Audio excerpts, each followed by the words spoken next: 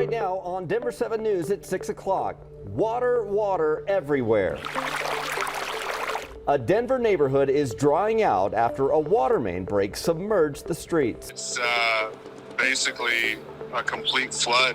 Cars underwater. The possible cause, the long cleanup and repairs starting as early as today. Denver's 16th Street Mall is in the middle of a major upgrade, but business owners are feeling the strain. I'm Denver 7's Veronica Acosta. Denver City Council looking to step in to make sure these businesses behind me have the support they need. And the Nuggets are holding on to playoff hopes, forcing a Game 5 in the final seconds. Martin with his hands in the air wide open. Called his own number. Nuggets show their character, and we're going to take it to San Francisco, and we're going to win over there and come back for Game 6. All right, Dad. Nuggets! Let's go! All day, let's go! Yeah, if fan power could power them to it, we could definitely do it. I know. I hope it carries over. It was an exciting finish, and it gave the fans something to cheer about. So great to see. Yes. Thanks for joining us on this Monday morning. I'm Nicole Brady. And I'm Brian Sanders. Good Monday to you. Want to get right over to Lisa for a look at another chilly day ahead. It'll be cooler. It's going to be warmer than yesterday. Highs will be right around 58 to near 60 degrees, so it is going to be below normal today. Early on, we're seeing cloud cover. Still some lingering snow down across parts of southern Colorado this morning. That's going to clear up, though, here in the next few hours. So we'll see more sunshine later today. Right now, you can see some of the clouds here from City Park. 36 in Denver, winds coming in at around 5 to 10 miles per hour, and we have temperatures that are going to climb to near 50 degrees by noon. We'll be closer to 60 again this afternoon. Denver right around 58 to near 60, so it's pretty close to, well, at least closer to normal. 40s mainly for the mountains. Now it's going to be about 20 degrees warmer by Wednesday. We'll take a look at that midweek warm up, and I'll show you when the winds are going to kick back up. Katie, coming up here in just a few minutes. Lisa, thank you. So across Metro Denver, roads are dry. This morning we'll take you live outside to I-25 at 23rd Avenue. Traffic running along just fine right now. Further off to the west, as Lisa was mentioning, where we did pick up some snow. A live look this morning near Main Street in Breckenridge. Just a beautiful scene there, but you will find some snow-covered roadways that haven't been plowed this morning. Now, in terms of accidents across town, a couple have popped up in just the last 15 minutes or so. We have one crash on US 85 at Bridge Street causing a little bit of delay, and then also down south in Littleton at Wadsworth Boulevard and Stanford Avenue. Not a big issue there, but just be aware if you are driving through the neighborhood. And out to the Lowry Boulevard and Yosemite Street, this isn't really causing a lot of issues and not causing any lanes to be closed. But what is closed, we still have a major water main break at Perry Street north and southbound between 45th and 46th. We'll have KRISTIan Lopez here in just a moment to tell us more. Yeah, that neighborhood, Katie, is drying out, but it is going to be a long road ahead for homeowners after that water main break on Sunday caused major flooding. You can see what happened in that street. Cars, in some cases, were submerged and water ended up flowing into people's homes. Denver 7's KRISTIan Lopez is live from the Berkeley neighborhood in Denver, where repairs are underway right now behind you, KRISTIan, but this process could take weeks. Yeah, crews are hard at work this morning, and what they're doing right now is they are still draining that water main, and they're also dumping some rock material into that hole that you see right there so they can prevent erosion and make it easier for them to actually make those repairs. And we have learned some new information about the pipe that caused the flooding in these streets. In some area, the water was waist deep. And Denver Water tells the Denver Post that it was 2 feet across and the pipe was installed in the 1920s, so age could possibly be a factor in the break. And crews are waiting for it to be fully drained before they actually go in there to start making those repairs. And this video right here shows those moments when the water first started rushing down the street here in the Berkeley neighborhood. That was around 7 o'clock Sunday morning, and utility crews could not stop that flow for about 4 hours, so it stopped around 11 a.m. and by that time there was already damage done to several cars and houses. And this cell phone video here shows just how fast that water went into the basement of a house, and the homeowner we talked to said he rushed in there to try to save his belongings. I opened the garage door and it's just water rushed in. I knew something was wrong, and we just tried moving stuff up from the basement, try to save what we could.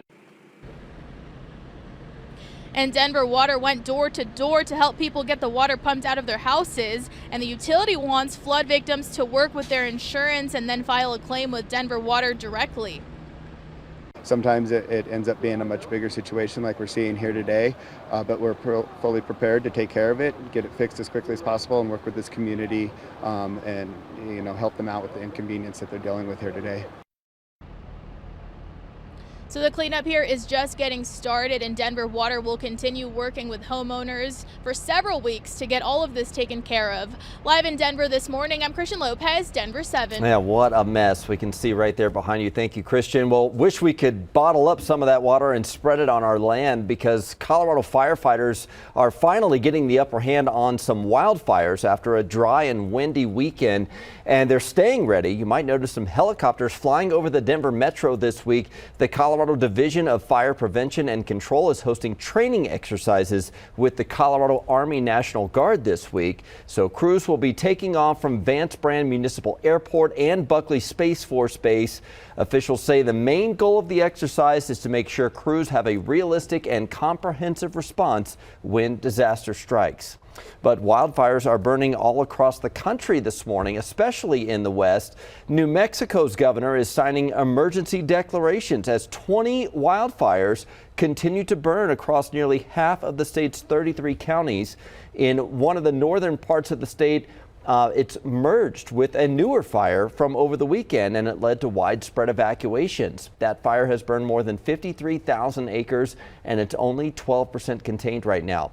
Meanwhile, in Arizona, 2 large fires are burning south of Prescott and northeast of Flagstaff.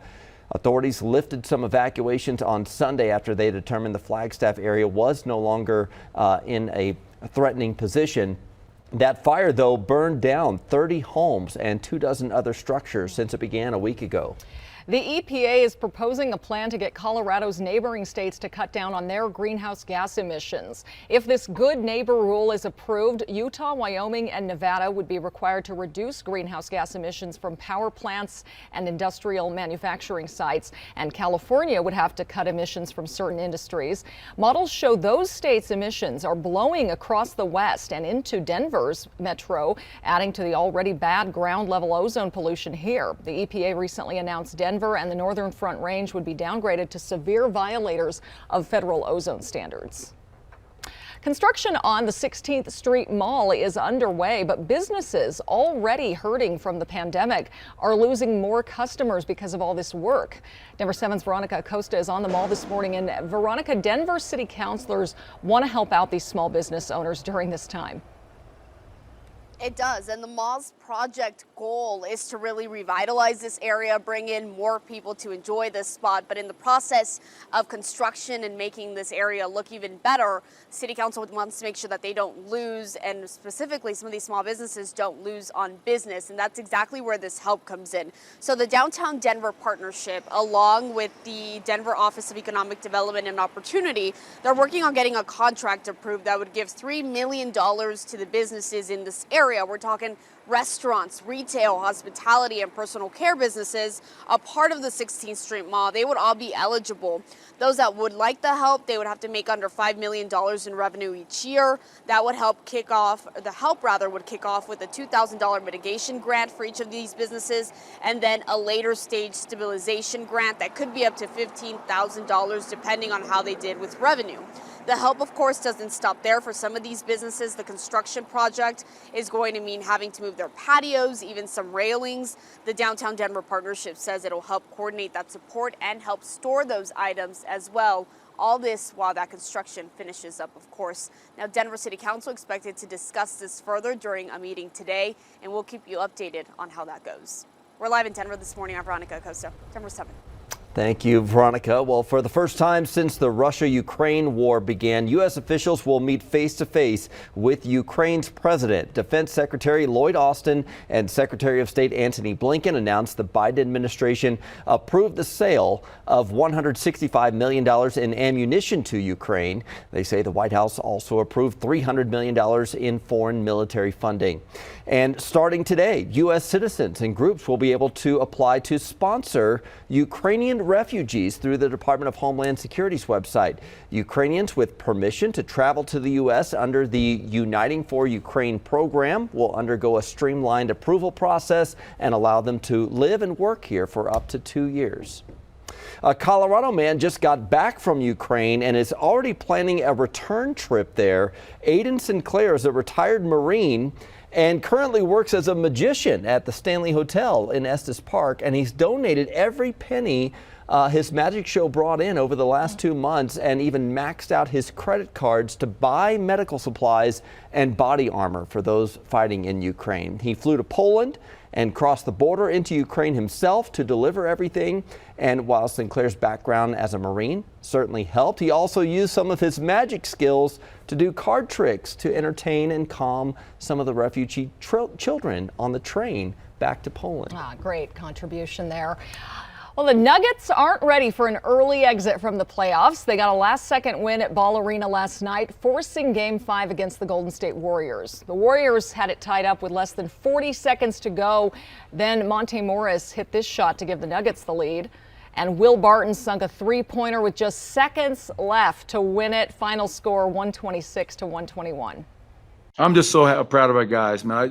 The thing that was keeping me up at night, aside from my daughters going to a prom, was just I didn't want to get swept. I did not want to get swept. You know, there's something about getting swept that just eats at you at your core. So I'm thrilled that we're still alive. We're not satisfied, but we can regroup and head out to San Francisco and try to find a way. Nuggets coach and dad of a high school girl. Yeah, that's a lot of stress. Prom, right? Yeah. The series heads back to San Francisco now. Game 5 is Wednesday night at 8.